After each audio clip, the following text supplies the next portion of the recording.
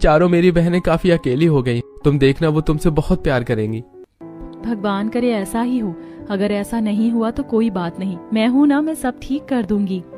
अब ऐसे ही अगला दिन आ जाता है। घड़ी में सुबह के 6:30 बज रहे होते हैं। तभी आंचल पूजा को स्कूल के लिए उठाने के लिए उसके कमरे में आती है।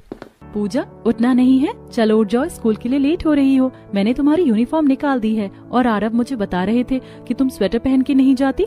ठंड शुरू हो चुकी है, स्वेटर पहन कर जाया करो, ठीक है? चलो जल्दी से तैयार होकर आ जाओ।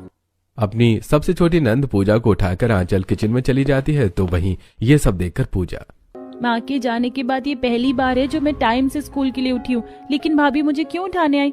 उन्होंने मेरे लिए अपनी नींद क्यों खराब करी? पूजा अब जाकर तैयार होने लगती है। थोड़ी देर में घर के सभी लोग नाश्ते की टेबल पर आ जाते हैं और जब वो टेबल पर लगा हुआ तरह तरह का नाश्ता देखते हैं तो ये क्या है? नाश्ता है? आलू के पराठे, पोहा, कटलेट, पकोड़े, कचौड़ी और ओट्स भी है। पापा, ये सब आपने बाहर से मंगवाया, लेकिन इतना मंगवाने की क्या जरूरत थी? नहीं बेटा, ये सब मैंने मंगवाया नहीं है। तभी पूजा चाय लेकर आती है। अरे, आप लोग नाश्ता क्यों नहीं कर रहे हैं? सारा नाश्ता ठंडा हो जाएगा। और पूजा, मैं तुम्हारे लिए दूध गर्म कर रही हूँ। अब से तुम रोज दूध पीकर जाओगी। और हाँ, मैंने तुम चारों का लंच भी पैक कर दिया है, कहीं लंच मत भूल जाना। भाभी, आपने इतनी जल्दी सुबह उठकर इतना सारा नाश्ता बनाया और साथ में हमारा लंच भी तैयार कर दिया। मैं तो रोज ऑफिस का ही खाना खाती थी। तभी तो तुम लोगों का शरीर नहीं बढ़ रहा है। अब से नाश्ता खाना सब कुछ घर पर ही होगा। तुम लोगों को भी जो भी चीज पसंद हो मुझे एक रात पहले बता देना। अपनी माँ के गुजर जाने के बाद आज ये पहली बार था कि नाश्ते में तरह तरह की चीजें और घर में सभी का टिफिन पैक हुआ था। आज तो ये नाश्ता काफी ज्यादा टेस्टी लग रहा है।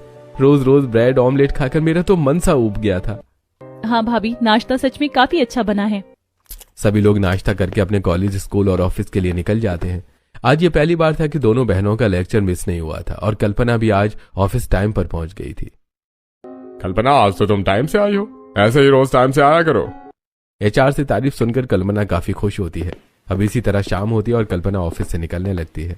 जल्दी तो आ गई, लेकिन ऑफिस से निकलते निकलते काफी टाइम हो गया है। घर जाकर कपड़े धोने हैं, सफाई करनी है और तो और खाना भी बनाना है। अपनी भाभी के आ जाने के बाद भी कल्पना के दिमाग में अपनी पुरानी वाली जिंदगी ही गुजर रही थी। तो वहीं जब कल्पना घर आती है तो देखती है कि घर का सारा काम हो रखा है और डाइनिंग टेबल पर रात का खाना भी लग गया है। अरे दीदी, आ गई आप? आज आने में काफी टाइम हो गया। देखो आज भाभी ने कितना कुछ बनाया है खाने में। अरे, मेरे दिमाग से तो निकल गया था कि अब तो भाभी भी है घर पर। भाभी, इतना सब कुछ आपने अकेले बना लिया? इतना सब कुछ कहाँ है, 2-4 चीज ही तो है। चलो तुम जल्दी से हाथ मुंह धोकर आ जाओ, फिर सब साथ में खाना खाएंगे। कल्पना जब अपने कमरे में जाती है तो देखती है कि उसका पूरा कमरा सेट है। सारी चीज अपनी जगह पर रखी हुई है और रात में पहनने वाले कपड़े भी पहले